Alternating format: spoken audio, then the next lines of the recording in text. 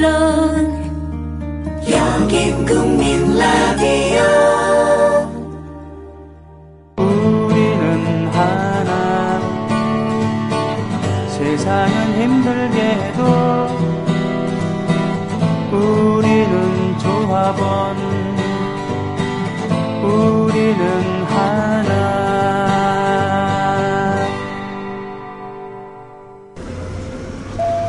안녕하십니까. 저는 인천공항에서 뉴욕까지 여러분과 함께할 막날라 기장입니다. Ladies and gentlemen. 이봐요, 스튜어디스.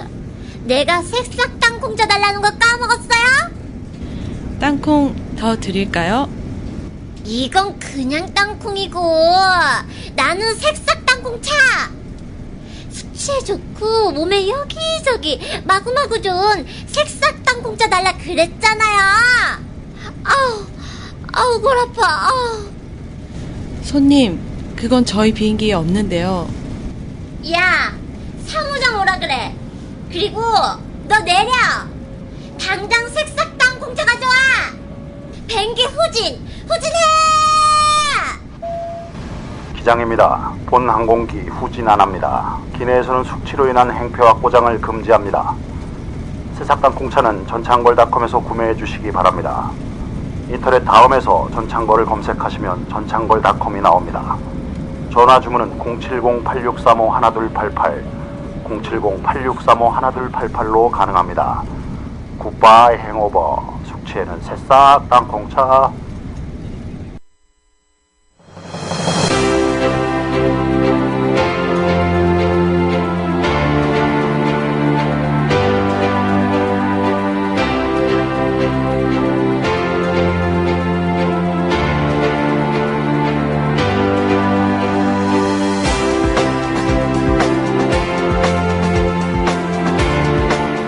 울뚝심송의 독재유산 답사기 외전 메가 스토리.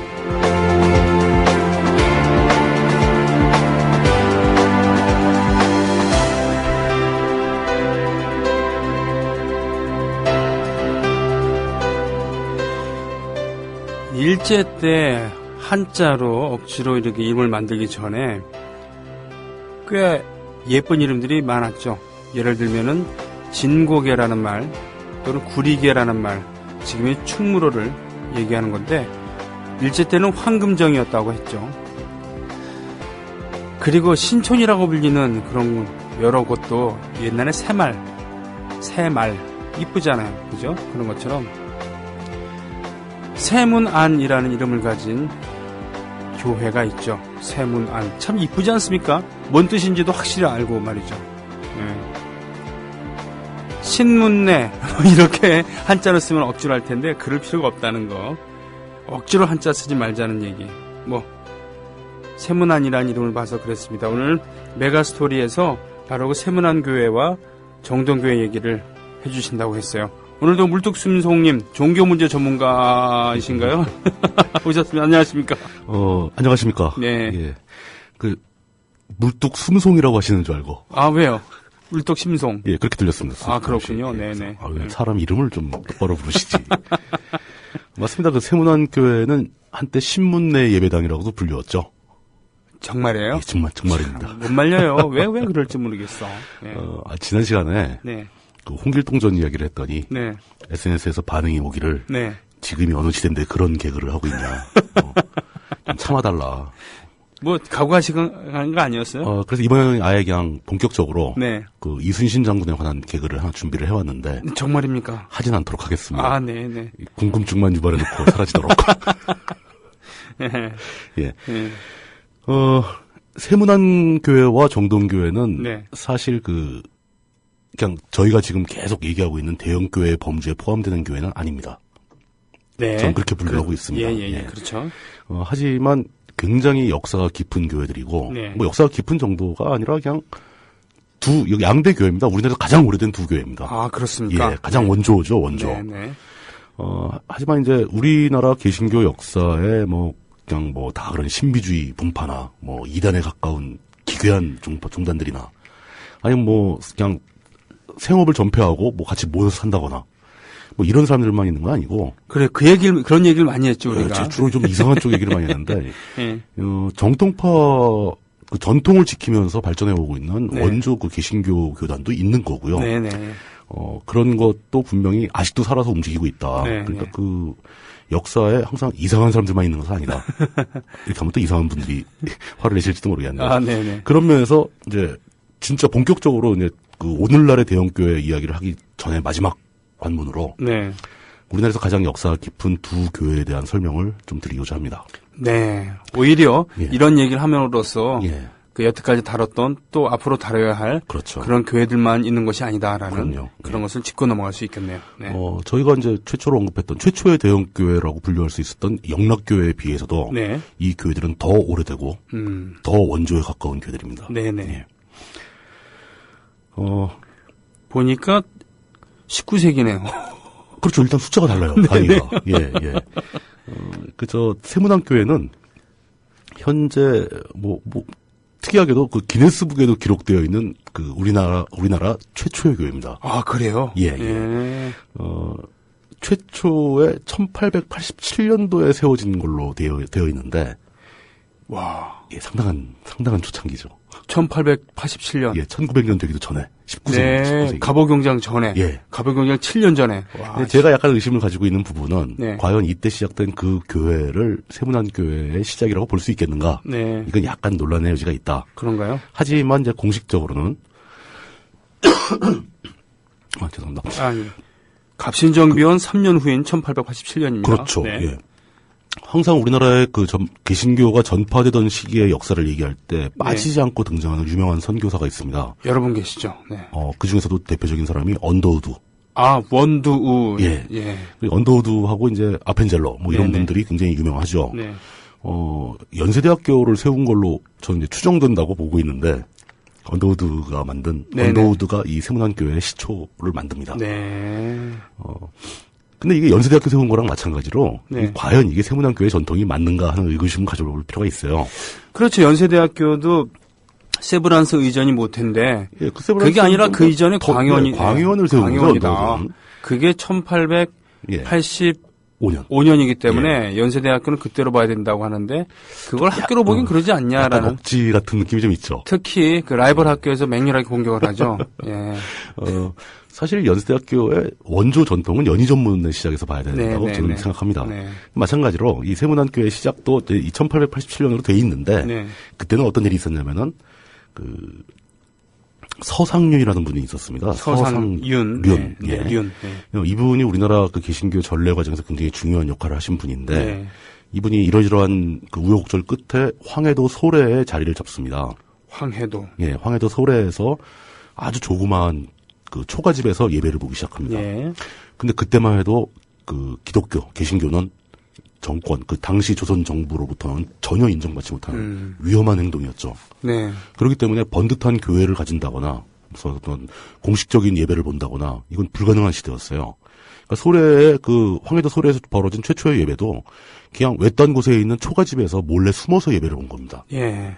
근데 그 예배에 그 언더우드도 참여를 했습니다. 오, 그렇군요. 언더우드가 참여하고 그때 이제 87년 당시에 그 최초로 그 모인 10여 명의 신도 중에서 2명을 장로로 임명을 합니다. 네. 장로가 임명된다는 것은 교회가 조직이 생겼다는 얘기거든요. 그렇습니까? 이걸 시초로 본다는 거죠. 그러니까 장로는 아무나 임명하는 건 아니잖아요. 그렇죠. 뭐 어떤 일정 정도 일단 그 종교적 절차를 밟아야 되는 거고 공부를 해야 되는 거고. 최소한 언더우드 선교사가 예. 관여를 했겠군요. 그 권위를 가지고 네네. 임명을 한 거죠. 네.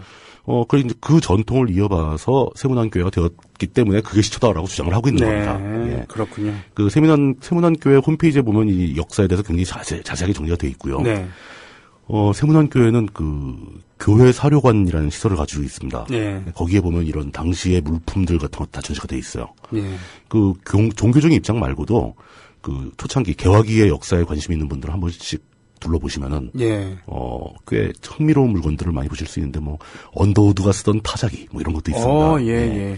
근데 이제 또 이게 그 언더우드라는 사람의 특성상 예. 이 연세대학교하고도 이제 많이 역사가 겹치지 않습니까? 그렇죠. 그 연세대학교 박물관과도 이 막 물품을 공유하기도 하고, 네. 상호 연구 자료로 활용하기도 하고, 뭐 이렇게 그 공동 작업도 많이 하고 있는 걸로 제가 알고 있습니다. 네. 세문안이라는 그 이름의 유래는 바로 당시에 그 서대문이 돈화문이죠, 돈화문. 돈화문. 예. 서대문이 한번 옮긴 적이 있습니다. 예. 서대문이 옮기면서 문이 없어지자 별도의 문을 하나, 성벽에 문을 만들었는데, 네. 그 문을 이제 세문이라고 불렀던 거죠. 아하. 그 세문 바로 안쪽에 있었기 때문에 세문안 교회가 된 겁니다. 아하. 아까 초반에 도입부에서 말씀하신 대로 한자로 바꿔서 신문내라고도 불렀고요. 네, 세문안 딱 들어오는데. 예. 그러니까 이제 신문내 예배당이라고 당시엔 불렀었고요. 네. 이제 그 후에 이제 세문안 교회가 정식 명칭으로 자리를 잡게 되죠. 네. 잠깐요. 예. 그 돈화문이 서대문이라고요? 돈화문은 저 창덕궁의 정문 아닙니까? 제가 뭔가 착각을 했군요. 네. 역시 원고에 적어오질 않으니까 순간적으로 혼란이 왔습니다. 아무튼 뭐 그런 거 있겠죠. 예, 다시 한번 확인해드리겠습니다. 예. 그래서 세문 아닌데. 그렇죠. 네네. 돈화문이 서대문일 리가 없죠. 그렇죠. 예. 제가 마귀의 시였나 봅니다. 이런. 예, 죄송합니다. 이 당시 세문안교회의 위상을 보게 되면은, 네. 그러니까 초반에 이제 많이 설명을 드렸지만 개신교 선교사들 또 그 선교사들이 세운 교회들이 주로 우리나라에서는 서구 문물을 받아들이는 창구의 역할을 합니다. 이건 뭐 역사적인 사실이죠. 그렇겠죠. 그러다 보니까 당대 지식인들이 그 당시에 이제 지식인들 또 세상을 넓게 보고 그 조선의 몰락을 걱정하고 네. 앞으로 향후 우리는 어떤 방향으로 나아가야 하는가를 고민하는 사람들이 이 교회에 많이 합류를 합니다. 예. 그 세문안 교회에서 굉장히 유명한 사람들을 많이 배출을 하죠. 네. 예를 들어서 그 독립운동가, 아주 유명한 독립운동가하고 3.1운동을 거의 기획하다시피 하고 네. 임시정부에도 참여했던 김규식 선생도 세문안교회 출신입니다. 그러시군요. 이분이 그 세문안교회에 있던 언더우드가 운영하던 고아원 출신이에요. 그게 고하셨다는 얘기예요? 언더우드의 양자로 들어갑니다. 그러셨군요. 근데 이제 워낙 이제 그 비상한 머리를 보여서 이제 언더우드가 자기 비서로 채용을 합니다. 네. 그러니까 언더우드의 비서로 있으면서 공부도 하다가 자라서 이제 이렇게 중요한 역할을 하게 되는 거죠. 네. 뭐 김규식 선생만 따로 놓고도 그분의 인생만 얘기도 뭐 한참 동안 다양한 얘기를 할 수 있는데. 전 가슴이 아파요. 이분 가슴이 아프죠. 이름만 딱 들어도 예. 정말. 예. 그런 분도 세문안 출신이다. 네. 저는 역사 속에서 그 우리나라 해방 전후 역사를 봤을 때는 김규식 선생이 오히려 이승만보다 더 중요한 사람 아닌가라는 생각을 할 정도가 됩니다. 역사적으로는 역사의 승자이기 때문에 이승만이 그렇죠. 많이 네. 그 언급이 됩니다만 실제로 가지고 있던 사상이나 네. 행동하는 방식이나 뭐 이런 면에서 모든 면에서 탁월했던 사람이죠. 패자의 역사를 조명할 일이 있을 때 그렇죠. 때 분명히 김구 선생 뭐 이런 분들만 계시는 게 아니라 그럼요. 김규식 선생이 마땅히 조명받아야 돼요. 주요한 자리에 그런 분이죠. 계셔야 된다고 생각합니다만. 네. 그리고 아까 얘기 나왔던 그 황해도 소래의 최초 예배에 참가하고 세문안 교회를 만들다시피 한 그 서상륜이라는 분. 네. 그분의 조카가 있어요. 조카인데 이름이 서병호 씨가 있습니다. 네. 이분도 이제 상해로 망명해서 활동하던 독립운동가, 꽤 유명한 독립운동가고요. 예. 구한말 지식인들 중에서 개신교의 영향을 받았던 사람들 중 상당수는 세문안 교회를 거쳐왔습니다. 인연이 있는 거죠. 네. 당연히 그 조선의 몰락기를 거치는 과정에서 그 세문안 교회는 어떤 일종의 교육기관으로서의 역할도 상당히 훌륭하게 소화했다라고 볼 수 있는 거죠. 네. 도산 안창호 선생도 세문안 교회에 있었습니다. 야. 세문안 교회 고아원에서 네. 당시 이름은 접장이라고 해서 선생님이죠. 그러니까 아이들 가르치는 선생님. 주일교사. 예, 주일교사 비슷한. 그 고아원에서 고아들을 모아서 이제 아이들 공부도 가르쳐주고. 예. 이제 그 역할을 그 안창호 선생이 했었고요. 네. 또 이제 그 작곡가로 유명한 홍남파 씨도 세문안교회 출신인데. 남파 홍영후. 예. 찬송가 부르던 찬양대 출신입니다. 아. 이게 묘하게 그 어렸을 때 소질이 보이는 거예요. 네. 안창호 선생은 그때부터 아이들을 가르쳤고. 홍남파는 그때부터 노래 불렀고. 예. 그만큼 또 세례를 일찍 받았기 때문에 그렇죠. 그런 세례를 일찍 받았기 때문에 먼저 남보다 유학을 떠나거나 그렇죠. 공부를 해서 남을 가르치거나 또는 우리나라 최초의 서양 음악가로 성장할 수 있었겠죠. 그러니까 서구의 문물을 빠르게 받아들인 네. 남보다 빠르게 앞서서 받아들인 사람들이라는 얘기죠. 네. 뭐 선각자라고도 할 수 있고 그게 이제 과연 또 이제 그 서구의 문물을 빨리 받아들인 것만이 좋은 일인가 하는 논쟁도 가능합니다. 그렇죠. 하지만 당시에 뭐 전 세계 국제적인 흐름을 봤을 때 우리가 국제 정세에 너무 뒤떨어져 있었기 때문에 서구 문물을 받아들이기 위해서 노력하는 사람이 많이 있었다는 것은 굉장히 고무적인 일이죠. 그렇습니다. 그나마도 없었으면 더 안 좋을 뻔했죠. 특히 그 외국 그러니까 예. 그 일본의 성장을 보면서 그럼요. 일본의 성장의 근저에는 서구 문물을 빨리 받아들인 게 주요했다. 그런 교훈을 많이 받아들였죠. 네. 이제 그때 당시 지식인들은 굉장히 개화시키기 위해서 노력을 했다. 네. 개화가 사실은 서구화죠.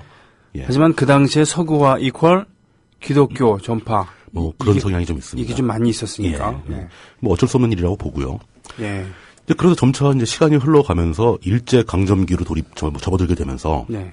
세문안교회에 모인 사람들 역시 그 주된 흐름은 일제에 협력하기 시작합니다. 이게 대세의 흐름이고 어쩔 수 없었다고 할 수도 있겠죠. 네.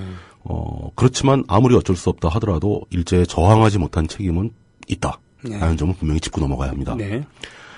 세문안교회 초대 담임 목사는 물론 이제 언더우드 선교사였고요. 네. 그 언더우드에게 직접 담임 목사 자리를 물려받은 2대 차재명 목사라는 분이 있는데 네. 이분은 이제 본격적으로 친일 활동을 시작합니다. 아이고. 네. 아이고. 전에 이제 그 개신교 초기 역사를 얘기할 때 그 얘기 나왔었습니다. 1938년도에 네. 평양 노회를 선두로 조선의 주류 개신교단이 모두 신사참배를 인정하기 시작합니다. 그때 장로교, 세문안교회가 장로교니까요. 그 흐름에 차재명이 굉장히 중요한 역할을 하게 되는 거죠. 네. 예.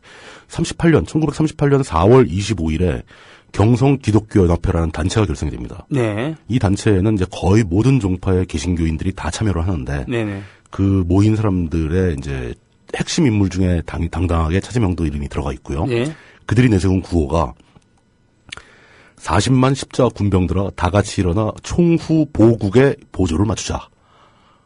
그러니까 그 당시에 기독교인들이 40만 명이라고. 뭐 약간 과장이 있었겠죠. 과장이 있었겠지만. 다 합치면 그 정도라고 보는 거고. 네. 그다음에 총후라는 단어는 좀 생소하죠. 하지만 그 박정희 시대에 많이 나왔던 총화 단결과 거의 유사한 얘기라고 볼 수 있죠. 모두 합쳐서 나라를 보호하자. 나라를 위해 일하자. 뭐 이런 뜻이죠. 그렇군요. 예. 여기서 그 나라는 일제였죠. 기독교인들이 모여서 왜 국가를 위해서 이렇게 구호를 외치고 모임을 결성하고 그러는지. 그러니까 구약 시대로 따지면 예수님 태어났을 때 된다면은 우리 이스라엘 백성들아 다 모여서 우리 모두 로마를 위해서 일치단결하자. 일치단결하자. 뭐 이런 얘기죠. 네. 예. 네. 참 예수님이 좋아도 하셨겠다. 예. 아이고. 네. 같은 해 7월 달에는 이게 이제 아까는 경성이었잖아요. 네. 경성의 범위를 넘어서 전국적인 규모로 확대가 됩니다. 네. 이름은 조선 기독교 연합회로 확장이 되고요. 네. 여기 이제 차재명도 역시 또 핵심 인물로 들어가 있고. 네. 이때 또 우리가 아는 그 김한란의 이름도 들어가죠. 이화여자대학교의 그렇죠. 예. 초대 총장이며 예. 예. 이분도 기독교의 세례를 받고 유학을 다녀왔으며 그렇죠. 평생 독신으로 살면서 신여성이었죠. 예. 심여성 예, 병력이 있었던 예, 맞습니다. 예. 그때 이제 뭐 기독교 일본화를 위한 기독교 청년연맹위원회 같은 게 만들어지는데 이게 이름 자체가 반기독교적이에요. 그러게 말이에요. 기독교 일본화를 위한. 일본의 기독교화가 아니고 그렇죠. 기독교 일본화라는 그러니까 이게 이 기독교인들이 개신교인들이 자발적으로 이런 단체를 결성할 리는 없죠. 네. 이건 일제의 통제를 받은 거죠. 그렇게 볼 수밖에 없는 겁니다. 거기에 예. 굴했다는 얘기군요. 그렇죠. 그 개신교 세력을 일제는 이제 제가 한 차례 설명을 드렸었지만 네. 초반에는 서구를 의식해서 서구 열강들을 의식해서 개신교 선교사들에게 굉장히 우호적인 태도를 취하면서 다양한 편의를 제공합니다. 그러다 중후반으로 넘어가면서 그들을 강력하게 통제하기 시작하죠. 그만큼 자신들이 그 힘이 있다는 것을 알게 그렇죠. 되고 예. 또 자기들도 그 몰리다 보니까 그렇죠. 싸움을 할 정도로 힘이 있다고 네. 자각을 했고 네. 또 이미 전쟁을 준비하는 단계에서부터 이 내부에 있는 개신교 세력을 확실하게 통제하지 않으면 위험하다. 귀축 영민대. 그렇죠. 그죠? 그렇게 되는 거죠. 그래서 이제 이 개신교의 지도자들한테 굉장히 강하게 압력을 행사한 것은 사실입니다. 네. 그래서 이제 이 거의 대부분의 개신교 지도자들이 모두 이제 거기에 끌려가게 되는데 그런 와중에 이제 그 언더우드나 아펜젤러 같은 사람도 포함되어 있는 거예요. 언더우드도 그 본인이 그 방금 얘기한 그 기독교 일본화를 위한 기독교 청년연맹위원회에 참여를 합니다. 그래요? 예. 그러니까 어느 정도의 압력이 가해졌는지 이해할 만하죠. 예. 하지만 그 사람들이 그런 그 일제의 압박에 굴복을 했다 하더라도 그게 어쩔 수 없는 대세의 흐름이라 하더라도 분명히 저항하는 사람들이 있었습니다. 네. 저항하는 게 옳았고, 예. 하지만 정말 이제 역사적으로 잔인하게 벌어지는 일은 그렇게 신념을 버리고 그 모욕적인 협조에 동의했던 사람들은 자신들의 세력을 유지할 수 있었고 살아남아 후대에까지 많은 활동을 하게 됩니다. 그렇죠. 예. 그 당당하게 맞서 싸우고 그 자신의 신념을 지켰던 사람들은 잡혀가 투옥당하고 고문당하고 죽고 그 사람들의 이름은 우리한테 알려지지도 않았죠. 그나마 그래도 이름이라도 남은 분이 주기철 목사 그렇죠. 이런 분이 그런 계십니다. 분들이죠. 예, 네. 워낙 널리 알려진 분이니까. 네. 심지어 그렇게 비굴하게 협조를 했던 사람들이 해방 이후가 되면서 그 일제가 물러간 이후에 그때 이제 일제의 압박을 받아서 그렇게 굴복을 했으면은 스스로 죄를 참여하고 자신들의 역할을 그 일제에 굴복하지 않았던 분들에게 넘겨줬어야 정상인데 네. 전혀 그러지 않았습니다. 네, 네, 네. 일제가 물러간 뒤에도 그냥 자신들이 갖고 있던 사회적인 권력과 명예와 영향력을 그대로 유지를 하죠. 그러면서 네. 자신들을 부끄럽게 만들었던 사람들, 실제로 당당하게 맞서서 고통을 당했던 사람들을 오히려 비난하고 탄압을 하기 시작합니다. 네. 그 사람들이 사회적 조명을 받게 될수록 자신들의 부끄러운 과거가 더 널리 알려지니까 그걸 막고 싶어지는 거죠. 네. 일종의 인지상정인 것 같습니다. 이것도. 차재명도 마찬가지입니다. 그 세문안교회 담임 목사 역할을 1944년까지 하게 되는데요. 네. 그리고 이제 뭐 3대 김용주 목사한테 물려주게 되고 네. 세문안교회 세력도 거의 그대로 유지가 됩니다. 일제에 협력한 대가죠. 예, 대가겠네요. 그렇죠. 예.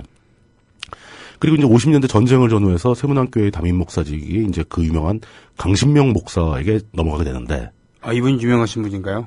그쪽 그 개신교 쪽에서는 뭐 한경직 목사와 거의 비슷한 레벨이라고 볼 수 있을 정도로 유명한 분입니다. 네. 특히 그 장로교 계통에서는 대단히 그 중심적인 인물 중에 한 분이죠. 예. 그러니까 그런 분이 이제 세문안교회의 담임 목사를 맡을 정도로 또 반대로 세문안교회의 담임 목사를 맡았기 때문에 그렇게 중요한 인물이라고 볼 수 있을 정도로 네. 세문안교회는 우리나라 그 개신교 특히 개신교 중에서도 장로교에서 아주 중요한 핵심적인 역할을 하게 됩니다. 하긴 뭐 우리나라 최초의 사역 서원인 소수 서원에 그렇죠. 예. 거기 서원장은 아무나 맡을 수 있는 건 아니겠죠. 아무나 하는 거 아니죠, 당연히. 네, 네. 예. 그 나중에 이제 그 강신명 목사는 그 대한예수교 장로회 그러니까 통합 쪽에 총회장까지 역임을 하시게 됩니다. 네. 이렇게 되면은 거의 이제 뭐 그 한경직 목사와 쌍벽을 이루는 장로교의 거인이 되는 거죠. 네. 예. 거의 뭐 베드로. 그 뒤에 이제 80년대 들어오면 이제 김동익 목사라는 분이 했고 그다음에 2000년부터 시작한 그 담임 목사직을 맡게 된 이수영 목사가 현재까지 이제 세문안교회 담임 목사로 재직을 하고 네. 있습니다. 예. 네, 네. 뭐 물론 이제 막 전국적인 조직을 거느리고 막 신자가 뭐 몇십만 뭐 백만 막 이렇게 되는 초대형 교회들은 아니지만 네. 세문안교회는 나름대로 곳곳에 이제 그 같은 계열의 교회들이 있습니다. 네. 이제 주로 이제 앞에 세자를 붙입니다. 네. 예. 새누리? 만사를 그런 쪽으로 연결시키는 것은 상당히 당혹스러운 일이죠. 아, 뭐 예. 그래도요. 카림 뒷목 자바르님께서는 이렇게 말씀해 주셨는데 저처럼 커피 드시며 방송 듣는 분들은 물뚝심송님이 말씀하실 때는 커피잔을 입에서 떼셔도 좋습니다. 위험하다는 건가요? 지난주에 뜬금없이 던지신 기습 개그에 브레스를 뿜고 살에 들린 1인 올림. 아, 예. 다행이십니다. 예. 홍길동 전. 예, 네. 홍길동 전. 아, 그렇군요. 이 세문안 하긴 종가라는 것은 종가가 부자이기 때문에 세가 그렇죠. 예, 부자이기 때문에 또 세가 막강하기 때문에 존중을 받는 게 아니라 그렇죠. 종가기 때문에 존중받는 거 아니겠습니까? 그게 전통의 힘이죠. 전통의 힘. 예, 전통을 지켜나간다는 게 그렇게 중요한 것이고. 세문안 교회. 예. 그리고 느낌도 이건 약간 피상적인 느낌인데 네. 느낌도 세문안교회나 정동교회 그러면 좀 굉장히 점잖고 네. 그 뭐랄까 그래도 나름대로 중립을 지키려고 애쓰고 네, 그런 이미지. 예, 그런 이미지를 갖고 있습니다. 하지만 새성전 짓는다고 지금 뭐 조감도가 그거는 뭐 어쩔 설계도가 수가 나온 없죠. 모양이에요. 네. 그게 시대의 흐름이고 네. 그 흐름에서 밀려나지 않으려는 발버둥이라고 볼 수 있는 거죠. 그렇군요. 그러면서 또 세문안교회 신도 여러분들도 자존심상 우리가 종갓집인데 저 70년대 80년대 나중에 생긴 저런 교회들보다 못할 게 뭐 있냐. 뭐 이런 느낌을 받으시는 것 같습니다. 하지만 그분들에게 제가 드리고 싶은 말씀은 자존심은 그렇게 지켜지는 게 아니다. 예수께서는 그렇게 하시진 않았잖아요. 그렇죠. 크고 화려한 성전을 짓고 뭐 많은 신도를 거느리고 뭐 헌금 수입을 많이 올리고 뭐 이러는 게 훌륭한 교회가 아니다라는 네. 점을 꼭 말씀을 드리고 싶네요. 네. 예. 그다음에 정동교회는 아, 예, 정동교회. 그 우리나라 최초의 감리교회입니다. 여긴 감리교회군요. 그렇죠. 장로의 세문안, 네. 감리의 정동 네. 이 두 교회가 사실은 그 쌍벽을 이루고 있는 거죠. 네. 예. 이 정동교회는 뭐 정동 제1교회가 원래 정식 명칭인데 네. 보통 일반인들이 다 정동교회라고 부르죠. 그리고 이 정동교회를 정동감리교회라고 부르기도 합니다. 네. 장로교회가 아니니까. 그렇다면은 정동 장로교회도 있는가? 아, 네. 있어요. 네. 예. 그 사실 그 초창기 개화기 시절에 서울이 되게 좁았죠. 사대문 안에서도 일부 지역만 거의 뭐가 있었고. 예. 좀 이제 역사적으로 이름이 남는다 하는 단체나 뭐 이런 그런 그 기관들은 대부분 정동 근처에 그 본거지를 갖고 있습니다. 아, 그렇습니까? 예. 그 정동에 있는 초가집에서 예배를 보던 교회가 하나 있는데. 네. 그게 세문안교회입니다. 세문안교회? 세문안교회도 정동에 있었던 시절이 있습니다. 하긴 정동이 그렇죠. 그 대사관들도 많았고. 출신이니까요, 완전히. 덕수궁에서 그렇죠. 고종이 기거하기도 하고 그랬으니까 사람들이 많이 이게 외국 사람들 왔다 갔다 그렇죠. 손탁 호텔도 그쪽에 있었고. 아. 그 사람들이 네. 정동교회 그러면 정동의 그 감리교회 얘기하는 거야 아니면 장로교회 얘기하는 거야 이렇게 하면서 정동 감리교회 하면 정동교회고 네. 정동 장로교회 하면 세문안교회를 지칭하기도 합니다. 여기서 헷갈리지 말아야 되는 거는 경동교회가 아니라는 얘기예요. 정동입니다. 정동. 예. 예. 지난주에 방송 얘기하면서 제가 헷갈렸었어요. 그 건축가 예. 가 세운 김수근 씨가 세운 그 건물은 경동교회입니다. 그렇죠. 저쪽 장충동에 있는 경동교회고 정동교회는 다르다는 거. 네, 다르죠. 네. 예. 정동교회는 정동교회 나름대로 또 자신들이 한국 최초의 교회라고 주장을 합니다. 네. 근데 뭐 이제 공인력은 약간 밀리는 것 같긴 한데. 아, 그래요? 예, 정동 감리교회는 1885년에 최초로 예배를 보았다고 주장을 합니다. 꼭 예. 갑신정변 그 다음 해. 그러니까요. 예. 이 연도로 보면은 세문안교회보다 더 빠르죠. 2년. 예, 황해도 소래교회보다 더 먼저 시작했다고 볼 수 있는데. 네. 근데 그 85년이라는 시점이 그 선교사 아펜젤러가 자기 집에서 몰래 신도들하고 예배를 본 것부터 친 겁니다. 그러니까 이건 교회라고 부르기 좀 힘들지 않겠느냐. 네. 이렇게 볼 수 있는 거죠. 이제 역시 또 세문안교회도 그 황해도 소래교회가 세문안교회라고 볼 수 있느냐 이런 논란이 있지만. 네. 그냥 일반적으로는 그 세문안교회가 최초의 교회라고 인정을 하고. 네. 정동교회는 최초의 감리교회로 인정을 하고 있죠. 그렇군요. 예. 그렇군요. 이렇게 원조를 따지다 보면은 항상 저는 떠오르는 게 이제 그 장충동 족발집의 원조가 어느 가게인가. 네. 참 이거 끝나지 않는 논쟁이잖아요. 시어머니가 먼저 했다, 아니다, 며느리가 먼저 했다, 옆집이 먼저다, 이런 얘기가 계속 나오는데. 간판을 쟤들이 먼저 내걸은 거지, 영업은 우리가 먼저 그렇죠. 했어. 그러니까 도저히 근거를 확인할 수가 없어요. 라고 얘기할 수도 있고. 예. 예배를 먼저 보았다 하더라도 장로를 두고 정식으로 격식을 그렇죠. 갖춰서 예. 했다. 이런 게 해서 세문안교회를. 예, 그렇게 쳐주는데. 그렇군요. 근데 사실 그 세문안교회, 그건 황해도 소래교회잖아. 네. 이렇게 얘기해버리면 할 말 없는 거죠. 그렇죠. 광해원이지 예. 연세대학이 아니잖아. 예. 라고 얘기하는 것처럼. 근데 이 최초 논쟁은 사실 좀 약간 무의미한 면은 있어요. 네. 하지만 정동교회는 또 다른 여러 가지 최초의 기록을 많이 갖고 있습니다. 그렇습니까? 1887년이죠. 네. 1887년에 그 베델 예배당이라는 건물을 세우게 되는데 네. 이 정동교회 세우는 거거든요. 네. 이게 그 이전의 교회들이 대부분 초가집이나 기와집으로 되어 있던 우리 한국 전통, 조선 전통의 가옥이었던 거에 비해서 최초의 서양식 건물입니다. 교회당 건물 중에서. 그렇군요. 그럼 교회당 건물로. 예, 최초로 교회 같은 교회는 우리가 처음이다. 건축사로 봤을 예. 때는 그러면 여기가 먼저겠군요. 그렇죠. 세문안교회보다. 예. 정동교회는 또 자랑하는 게 하나 있는데 네. 좀 약간 한 1, 20년 지나서 1918년에 네. 조선 땅에서 최초로 정동교회에 파이프 오르간이 설치가 됩니다. 허거 그 비싼 게. 예. 그 교회 음악사의 한 획을 그은 거죠. 그렇겠요. 예. 그렇겠군요. 네. 워낙 초창기에 생긴 교회들이니까 네. 이런 그 독특한 기록들을 많이 보유를 하고 있습니다. 네. 근데 아마 지금 다니시는 그 신도분들은 이런 내용을 잘 모르실 것 같긴 한데. 네. 근데 그 자신이 속한 교회의 역사를 한 번씩 따져보시는 것도 나름 의미 있는 일인 것 같습니다. 네. 예. 세문안교회와 마찬가지로 이 정동교회도 그 초창기 독립운동가들이 다수 거쳐갑니다. 네. 만만치 않게 양쪽에 서로 유명한 사람이 많이 나옵니다. YMCA를 선도하던 YMCA 운동에 굉장히 열심히 두각을 나타내던 최병원이라는 사람이 있는데 그분이 네. 정동교회 4대 담임 목사였습니다. 예. 7대 담임 목사는 이필주라는 분인데 네. 담임 목사가 빨리빨리 바뀐 거죠. 그러게요. 이제는. 여긴 그러네요. 그리고 이필주와 담임 목사 이필주와 전도사 박동원이라는 사람은 3.1운동 때 그 민족 대표 33인에 포함된 사람입니다. 그때 기독교인들이 이름을 많이 올렸죠. 그렇죠. 네. 예. 그리고 또 있죠. 이 최병원이 YMCA 활동할 때 같이 하던 서재필 씨가 여기 출신입니다. 네. 그 독립협회를 만들 때 그 조직을 건설하는 과정에서 최초로 활용한 조직이 정동교회 청년부입니다. 그렇군요. 예. 그 교회의 청년들을 모아서 어떤 사회적이고 정치적인 조직도 만들어내고. 서재필은 나중에 부통령도 지내기를 했습니다만. 그렇죠. 예. 좀 뭐라 그러냐, 과대평가된 부분이 있고, 네. 친일 논란이 굉장히 많이 따라오죠. 그렇죠. 게다가 미국인으로 살았고. 그러니까요. 네, 이분은 우리나라에 본격적으로 자전거를 타고서, 최초로 자전거를 도입하신 분이 아닐 수도 있겠습니다만, 자전거를 타고 다니면서 업무를 보기 때문에 매우 화제가 되었던 인물. 장안의 화제. 예, 동해번쩍 서해번쩍 자전거 네. 타고 다니면서 업무를 보았다라는 그런. 예. 그리고 또 이제 유명한 사람이 정동교회에서 주로 활동하던 윤치호라는 사람도 있죠. 헐! 예, 윤치호도 여기 속합니다. 이 손병현 나란히 가잖아도 2부를 들으시는 분들이라면은 윤치호에 대해서 우리가, 수요일 날 하는 라디오 백년 전쟁에서 깊게 다뤘었거든요. 2회에 걸쳐갖고. 네. 윤치호도 역시 정동교회 YMCA 이런 등지에서 많이 활동을 하게 됩니다. 네. 역시 또 세문안교회 마찬가지로 역시 이들 대부분도 일제 강점기 중후반으로 가면서 친일적인 행동을 시작합니다. 윤치호는 거두 중에 거두라고 할 수 있겠죠. 그렇죠. 친일파 중에 상당히 두각을 나타낸 친일파였죠. 네. 뭐랄까 딴 사람들이 이렇게 압력에 굴복해서 마지못해 하는 분위기였다면은 윤치호는 앞장서서 한 것 같아요. 자발적으로. 네. 그러면서 남들보다 급이 높아요. 네, 더 활발하게.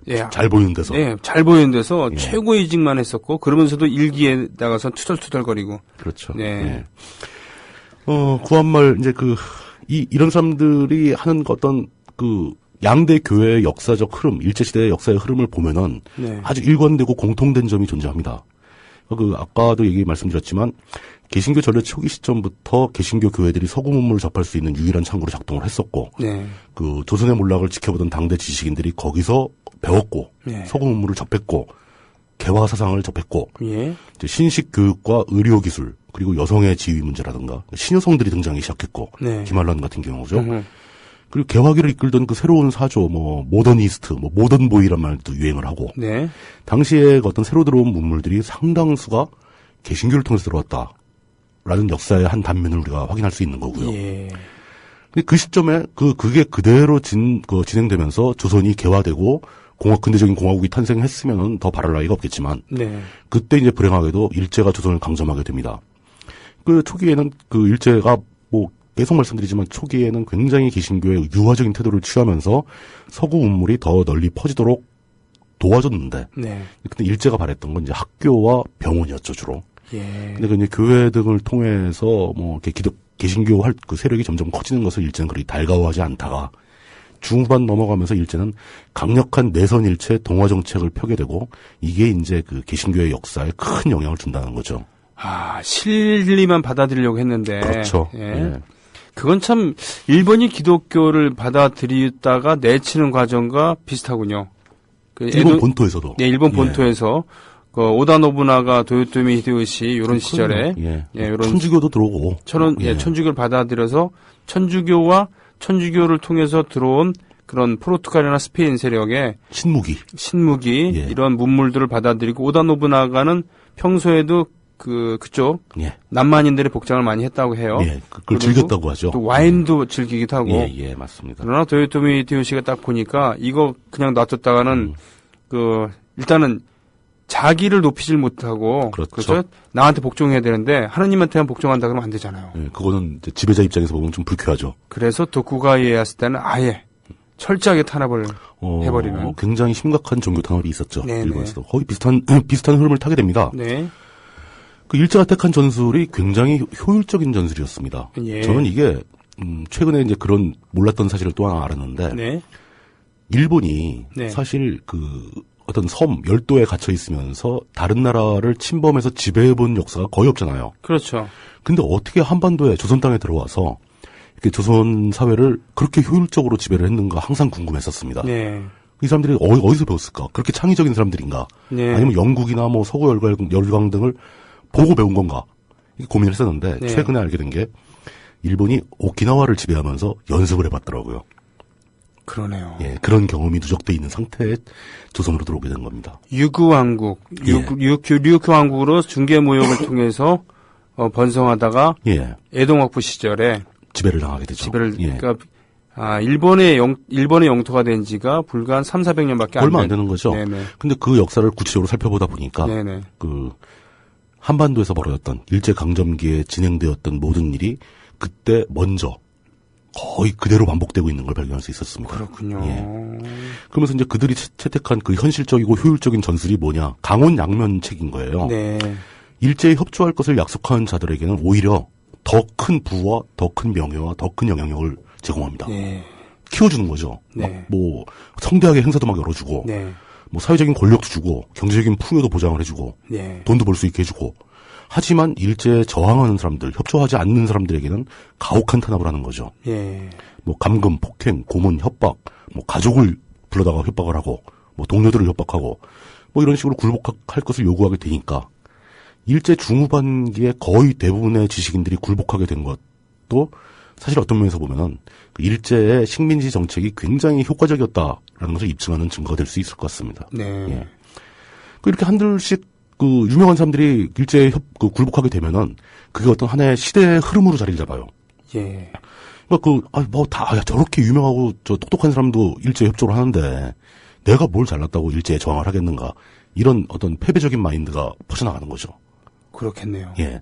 그래서 저는 전반적으로 아주 그냥 그 독하게 마음을 먹지 않는 이상 일제에 저항할 생각도 못하게 되는, 일제 후반부로 접어들수록 그 격차가 점점 크게 나눠집니다. 그렇기 때문에 남들보다 더 높은 지위에 있고 남들보다 더 큰 영향력을 미칠 수 있는 예. 그런 사람들이 그만큼 중요하다는 얘기겠죠. 중요하고 네. 그 사람들이 일제에 협조한 게 그만큼 더 나쁜 짓이 되는 거죠. 네. 예. 그거에 대해서 진실로 반성을 했어야 되는데 네. 반성조차 제대로 안 하고 있습니다. 네. 예. 그때 당시 이제 국내에 남아있던 사람들은 거의 모든 소식이 통제되고 그냥 사회가 고립되다 보니까 네. 뭐 전시니까 모든 걸 통제했겠죠. 그 일본은 그 해외에서 벌인 전쟁에서 점점 폐색이 짙어져 가고 있는 그 사이에도 그 조선 땅에서는 일본 제국주의는 영원한가 보다. 100년, 200년 뭐 계속 가겠다. 더 이상 버틸 수가 없다. 그걸 다 굴복을 하게 되는 겁니다. 네. 그때 정보만 제대로 전달됐더라도 일본이 조만간 망할 것이라는 정보만 있었어도 그렇게까지 쉽게 허물어지지는 않았을 거예요. 그러게 말입니다. 예. 이런 어떤 우리가 피상적으로 일제시대에 우리나라의 조선의 근현대사를 공부하다 보면 이렇게 어떤 이런 흐름을 배우게 되는데 세운안교회의 역사와 정동교회의 역사를 봐도 이런 역사를 재확인할 수 있게 된다. 초창기에는 독립운동가를 배출하기도 하고 예, 그랬습니다만 나중에는 거기가 친일파로 변절하게 되는 그렇죠. 그런 역사. 예. 네. 근데 거기에 이제 개신교 역사의 특이점은 역시 일제가 이들에게 그 스스로의 신앙도 배신하기를 요구했다. 라는 겁니다. 이게 굉장히 독특한 부분인데 네. 이건 이제 그 굴복이 최종 단계거든요. 그렇죠. 그러니까 뭐 너 일제에 협조하겠다고 얘기해라, 단체 조직해라, 뭐 우리 일본 제국주의 총독부의 우호적인 단체를 조직해서 사람들한테 설득해라, 뭐 이런 거까지 들였다 치죠. 네. 일제가 본격적으로 신사참배할 것을 요구한다. 라는 것은 아마 일제 입장에서는 일종의 테스트였을 겁니다. 하지만 그렇죠. 그 기독교인 입장으로 보면 이거는 시험입니다. 굉장히 큰 가혹한 시험이죠. 가혹한 시험이고 이것을 거부하는 것이 신사참배를 거부하는 것이 마치 성모 마리아 상을 밟느냐 안 밟느냐 똑같은 얘기죠. 똑같은 얘기죠. 예, 똑같은 얘기죠. 어떻게 내 앞에 다른 신을 두지 말라고 했는데 네네. 개신교 신자 여러분께는 죄송하지만 개그를 하나 예. 내 앞에 다른 신을 두지 말라고 했더니 네. 내 뒤에 신을 두더라. 예. 이건 개그가 아닙니다. 예. 비슷한 얘기로 인도에는 다신교가 주로 많지 않습니까? 네네. 선교사들이 가서 이제 기독교를 믿어라. 네. 예수님을 믿어라. 딱 그러면 믿겠습니다. 딱 그러고 집에 가보면 수없이 많은 신상이 서 있고 그 한쪽 끝에 예수님 상도 서 있는 거죠. 그렇죠. 부처님도 그렇잖아요. 힌두교의 수많은 신 중에 하나로 이렇게. 뭐 그럼요. 예. 그런데 이제 그 농담할 단계가 아니고 네. 신사참배할 것을 요구한 것은 개신교인들한테 특히 네. 굉장히 그 충격적인 사건이었음에도 불구하고 당시에 일제가 얼마나 효과적으로 탄압을 했는지 뭐 주류가 나서 다 그냥 공식적으로 선언을 해버리니까 그 아주 극히 일부의 뭐 제가 말씀드렸었지만 그 고신계열, 네. 고려파 계열의 일부 분들만 거부하고 자진해서 투옥되고 뭐 교회를 닫고 네. 이렇게 됐을 뿐 장로교, 감리교 거의 모든 주류 교파들이 다 신사참배에 굴복을 해버립니다. 입만 열면 예수를 팔던 자들이. 그렇죠. 예. 그렇게 되면 자존심을 판 정도가 아니고 신앙심까지 배신을 한 거예요. 영혼을 판 겁니다. 영혼을 판 거죠. 예. 그러면서 그 권력에 굴복하는 그 흐름이 일제가 패망했을 때 예. 다시 재정립이 됐어야 된다는 거죠. 이러면 안 된다. 그럼요. 예. 그 자존심, 그 신앙을 배신하고 자존심을 팔고 권력에 굴복하는 이런 흐름은 일제가 무너짐과 동시에 끝을 냈어야 된다. 전통적인 우리의 관점으로 보면은 예. 머리 깎고 산으로 들어가거나 그렇죠. 예? 모든 공직을 내 던지고 집에 들어가 예, 있거나 묻혀야죠. 아니면은 낙향해 갖고는 농사를 짓던가 그렇죠. 뭐 이런 거 해야 되는 겁니다. 그렇게 정리를 해야 하는데 그 시점에 우리 한반도는 완전히 전 세계적인 그 국제적으로 큰 두 세력의 충돌에 혼란에 빠져버리면서 우리가 내부적으로 정비할 시간적 정신적 여유도 없이 바로 전쟁으로 돌입하게 되고 뭐 제대로 된 그 일제를 청산하기 위한 노력이나 시도도 한번 채 못 해보고 역사는 자꾸 흘러가게 되는 거죠. 그렇게 해서 반공이라고 하는 그렇죠. 광명의 빛이 광명이 이 사람들은 반성을 해야 할 것인가 뭐 양심의 가책도 많이 느꼈을 겁니다. 반성하고 처음에는 네. 모든 것을 내려놓고 돌아가야 되는 것인가라고 생각하다가 보니까 그 공산주의자들의 물결 앞에서 이 나라를 지켜야 될 것 같고 네. 반공이라는 깃발을 들면 내 죄가 숨겨지기도 하고 네. 아이고 잘됐다 이러면서 다시 또 활동을 시작하는 거죠. 네. 그 오름이 오름으로 칭송받지 못하고 사회적으로 대우를 받지 못하게 되고 그 비겁한 굴복과 타협이 오히려 현명한 처세술로 인정받는 그런 잘못된 흐름이 이때부터 시작된다는 거죠. 네. 그래서 현재까지도 우리 사회는 이런 비겁한 흐름을 극복하지 못한 걸로 저는 보고 있습니다. 예. 예. 세문안교회나 정동교회가 그 우리 사회에 서구의 문물을 전달해준 공로가 있죠. 예. 뭐 물론 이제 그들이 아니었으면 다른 경로로 들어왔겠지만 그래도 뭐 앞장서가지고 먼저 들어왔었고 사람들이 또 기꺼이 그 문물을 받아들였고 네. 그 창구 역할을 한 거 맞습니다. 네. 그리고 다수의 지식인들이 그런 그 개신교 교회를 통해서 세계사를 깨닫게 되고 각성하고 국제적인 흐름을 알게 되고 개화사상을 갖게 된 것은 굉장히 좋은 일입니다. 네. 그리고 거기서 그런 개화를 통해서 수많은 독립운동가가 배출되기도 했고 이런 그 공로가 있다는 것은 우리 모두 다 역사 앞에 인정을 해줘야죠. 예. 그렇지만 일제 중후반을 넘어서면서 오히려 비겁한 시대의 흐름을 만들어냈고 권력 앞에 굴복하는 모습을 보여줬고 해방된 이후에도 그 흐름을 바로잡지 못한 그 책임. 여기서 저는 진화하지 못한 그렇죠. 진보는 역사의 걸림돌이 될 뿐이다라는. 그냥 쉽게 말하면 반동이죠. 역사를 과거로 돌리는 거죠. 네. 예. 80년, 예. 예. 그 개신교 내부에서도 이런 그 비겁한 배신이죠. 신앙심에 대한 배신 이런 걸 확실하게 청산을 못했습니다. 네. 뭐 고려파 분들이 고신을 만들어서 뭐 아무리 얘기를 한다고 해도 기존의 거대한 두 흐름인 장로와 감리가 당신은 어쩔 수 없었어라고 얘기하고 넘어가 버리는 데 대해서 아무런 사회적 여파를 가져오지도 못하고 그렇게 제대로 반성하지도 못할 뿐더러 그 흐름을 이어갔다는 사실은 이분들이 언젠가는 다 반성을 해야 될 것이라고 저는 믿고 있습니다. 아무리 우리 회사는 이제 전문 경영인 체제에 둘 거고 세습 안 할 거예요. 예, 뭐 실천을 하면 뭐 합니까? 그렇죠. 그게 재계 순위 30위 바깥에 있는데. 그렇죠. 네. 이 두 교회가 오늘날 개신교의 가장 큰 문제점으로 손꼽히고 있는 대형교회의 흐름에 동참하지 않았던 것은 혹은 네. 못했던 것은 오히려 더 잘된 일인지도 모르겠어요. 아. 이 교회들이 만약에 대형교회의 흐름까지 주도해버리게 되면 네. 그건 더 끔찍한 일이었을 거라고 저는 생각을 합니다. 전통을 바라보는 관점에서. 네. 지금 아까도 보여주셨지만 이제 그 요즘에 들어서 세문안이나 정동교회가 막 호화로운 교회를 지으려고 하고 이런 흐름이 저는 전혀 옳지 않은 방향이다라는 생각이 들기도 합니다. 종갓집의 자존심 그렇죠. 예. 그거 하나로 버텼는데 그 종갓집이 집안을 팔아먹는 짓을 한다. 그럼요. 예. 라고 하면은 정말 옳지 않은 것인데 그나마 품위가 품위를 가지고 좀 버티고 왔었는데 네, 낡은 이제, 집을 지키면서 예, 딱 지키고 와서 그것까지는 좋은데 이제 막 그 옆 동네 뭐 그냥 그 근본 없는 집 자식들이 막 돈을 벌어서 막 빌딩을 세우니까 네. 종갓집에서도 선산을 팔아서 빌딩 짓겠다고 나서는 꼴이죠. 그렇죠. 네. 기독교의 근본 정신을 지키지 못하고 참 안타까운 일이라고 할 수 있습니다. 네. 이들이 권력 앞에 무릎을 꿇는 전통을 세우고 그것을 청산하지 못했음을 보여주는 대표적인 재미있는 일화 하나를 설명을 드리겠습니다. 아, 예. 예. 그 해방 이후에 조선을 넘어서 이제 대한민국이라는 근대적인 공화국을 건설한 초대 대통령 이승만. 네. 이승만이 여러분도 다 아시다시피 감리교 신자였죠. 그렇죠. 미국에서부터. 당연히 그러다 보니 정동교회의 신자가 될 수밖에 없었습니다. 당시 서울에서 제일 유명한 교회가 정동교회였으니까. 감리교, 그렇죠. 예. 이제 이승만은 그 정동교회 감리교, 정동 감리교회의 장로직까지 받게 됩니다. 네. 이승만 장로라고 불렀죠. 그렇죠. 예. 그런데 이제 일개 장로에 불과한 이승만을 위해 정동교회에서는 특별 좌석을 배치해줍니다. 이승만은 그 교회에 가서 그냥 장로가 예. 어떤 그 설교를 하는 목사보다 더 호화롭게 만들어진 자신에게 배정된 특별 좌석에 앉아서 예배를 봅니다. 이 사람은 지가 왕이라고 생각했어요. 분명해요. 근데 이게 사실은 이게 따져보면 기독교 근본 원리에 정면으로 배치되는 겁니다. 네. 하나님 앞에서 누구나 다 평등하다고 얘기를 해오는데 네, 네, 왜 세속의 대통령이라는 직책을 가진 사람을 특별한 좌석에 앉히느냐. 네, 참 우습기도 하고 꼴불경이기도 하겠죠. 네, 당시에는 사람들이 그걸 다 봤다고 또 생각을 했던 모양입니다. 네. 그렇게 특별 그 대우를 받다가 못해 이승만이 만약에 일요일 아침에 무슨 일이 있거나 아니면 늦잠을 자거나 해서 좀 지각을 하잖아요. 네. 좀 뭐 늦을 수도 있죠. 그렇죠.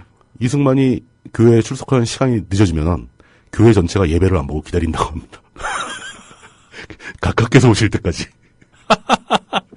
아니, 오시도. 이거 실제 상황이죠? 실제로. 야, 이건 정말 대단한 개그네요. 네. 이게 지금 봐서도 개그지만 네. 사실 당시에서도 저 정통 그 기독교인들이 보기에는 개그였을 거예요. 그럴까요? 자기들은 나름 심각하지 않았을까요? 근데 이제 저는 이 흐름이 바로 일제 때 권력에 굴종하던 흐름이 그대로 이어진 거라고 보는 거죠. 그렇군요. 이승만이라는 당대 최고의 권력자를 위해서 교회가 엎드려야 사회적으로 위치를 유지하고 살아남을 수 있다. 예. 라는 생각이 머리에 박혀버리기 시작한 거죠. 몇십 년 동안 그렇게 해오다 보니까. 네. 이 상징성 있는 개그라고 봅니다. 야, 세상에. 그러면 우리나라는 이상하게 예. 장로가 대통령이었을 때 예. 나라가 가장 어지러웠어요. 이승만 장로, 종교 비하 발언이 될 수도 있습니다. 잠깐. 제 비하려고 한 이게 사실이니까요. 생각해 보십시오. 결과적으로 그렇게 됐죠. 결과적으로 이승만 장로 때 전쟁이 일어났고 예. 김영삼 장로 때 IMF. 예. 네. 그리고 이명박 장로 때 4대강에 파헤쳐졌습니다. 자원외교도 했고. 자원 외교도. 예. 그러니까 자원 외교는 자원에서 한 거잖아요. 우리가 하라는 것도 아닌데. 예? 잘 보세요. 그러니까 거기서 또 그런 식으로 썩개가 들어가는군요. 예. 물론 박정희 18년 동안 어떤 일이 있었는가라고 했을 때는 할 얘기 많아요. 그럼요. 예, 하지만 IMF는 그야말로 한국 전쟁 이후에 우리나라 최악의 상태였죠. 예, 우리나라 사람들에게 가장 큰 시련이었잖아요. 그렇다고 한다면 이명박 때는 어땠습니까? 우리나라 국토가 최대의 시련을 절단났죠, 뭐. 네, 우리나라 국토가 최대의 시련을 겪었던 때가 바로 이명박 장로 때잖아요. 이분들이 자기들이 그 장로란 직함을 내세우지 않았다 그러면은 저는 이런 얘기를 안 했을 겁니다. 하지만 그렇죠. 이들이 자기들의 대놓고 내세웠죠. 종교를 장로란 직함을 대놓고 내세웠기 때문에 이런 얘기를 하는 거죠. 청와대에서 막 예배를 보고. 네. 그거는 전 옳지 않은 행동이라고 보거든요. 만약에 박정희가 자신이 예를 들면 자기가 불교신자라고 강조를 하면서 18년 동안 통치를 했다 그러면 이 불교도인 박정희가 자비심이 가장 없었어요. 라고 얘기를 할 수도 있었을 겁니다. 그렇죠. 예. 저는 이제 그 상황에서 나름대로 궁금한 점이 하나 있는데 만약에 이승만 장로가 감리교인이 아니고 장로교인이었다면, 장로교파였다면 세문안교회는 어떻게 했었을까? 거기도 특별좌석이 만들어지고 예배를 스톱시키고 기다리고 그랬을까? 네. 전 그랬다고 봅니다. 그렇군요. 예, 그 두 교회 다 일제 시절을 겪어오면서 권력 앞에 무릎을 꿇는 것을 아주 익숙하게 해왔던 교회들이거든요. 불중의 역사가 있었기 때문에. 뭐 그렇습니다. 세문안교회와 정동교회는 지금도 나름대로 그 개신교에서는 전통을 지키고 있는 종갓집이라고 볼 수 있는 교회들이고 그 교회에 다니는 그 신자 여러분들은 자부심을 가지실만 합니다. 전통적인 교회고. 하지만 우리 교회가 그렇게 최초에 시작했고 이렇게 100년이 넘는 시간 동안 역사와 전통을 지켜왔는데 그 오랜 시간 동안 우리 교회가 잘못한 점은 무엇일까? 우리가 아직 반성하지 못한 잘못은 없었던가? 이런 생각도 좀 해보시는 것이 맞다. 종교가 사회에 미치는 영향이라고 했을 때 그 신자 수와 신도 수와 그리고 건물 이런 예술품 뭐 성상 이런 위대하죠. 것이 하지만 그 안에 정신 정신을 통해서 사람들에게 위안을 주고 사람들을 그 위무해주는 그렇죠. 이것이 기본 아니겠습니까? 아무리 호화롭고 멋지고 찬란한 교회 건물이 있고 네. 뭐 각종 뭐 조각품이 있고 내부 장식이 있다 하더라도 그 교회를 지켜온 사람들의 정신이 썩기 시작한다면은 그런 물질적인 것들이 무슨 의미가 있겠습니까? 그렇군요. 예. 그렇기 때문에 그 교회의 역사에서 자랑스러울 수 있지만 예수를 심지어는 부정하는 그렇죠. 그런 대열, 즉 신사참배의 대열에 갖고 이런 것에 대해서는 준엄하게 비판을 하고. 세문안교와 정동감리교 같은 경우는 앞장선 케이스입니다. 그렇군요. 예, 아마 거기 계신 분들도 스스로 부끄러워서 잘 표시를 안 해놨더라고요. 예. 박정희 시대 때, 전두환 시대 때 침묵을 지켰다. 예, 맞습니다. 이거에 대해서는 그냥 그렇다고 치더라도 최후의 보루라고 한다면 바로 예수인데. 그렇죠. 예수를 팔아먹는 자들이 예수를 부정했었던 이 과거를 가지고 제대로 참여하지 못한다. 뭐 과거에 뭐 신앙을 배신하고 예수를 배신하고 신사참배까지 했던 분들의 후손이라서 그런지 몰라도 네. 박정희 시대, 전두환 시대로 가면 이분들은 권력에 굴복하는 정도가 아니라 자발적으로 협조를 시작합니다. 조찬 기도에 앞장서서 참여했을 테고. 거기 못 끼는 게 막 아쉬워서 막 어떻게 껴보고 싶어서 그렇겠죠. 막 그렇게 되고.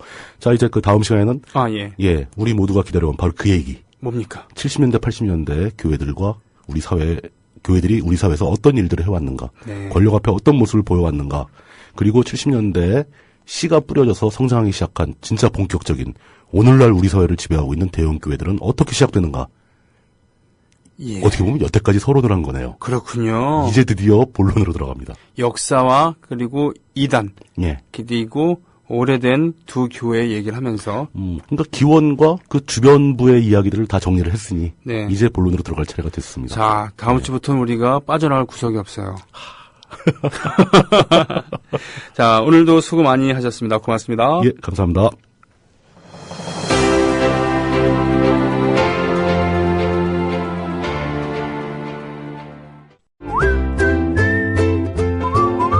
국민라디오 팟캐스트 응원하는 가장 쉬운 방법 아시나요? 다운로드하기, 별점 주기, 댓글 달기, 구독하기. 국민라디오 팟캐스트 널리 알리는 가장 쉬운 방법. 다운로드하기, 별점 주기, 댓글 달기, 구독하기. 기억하세요. 다운로드하기, 별점 주기, 댓글 달기, 구독하기.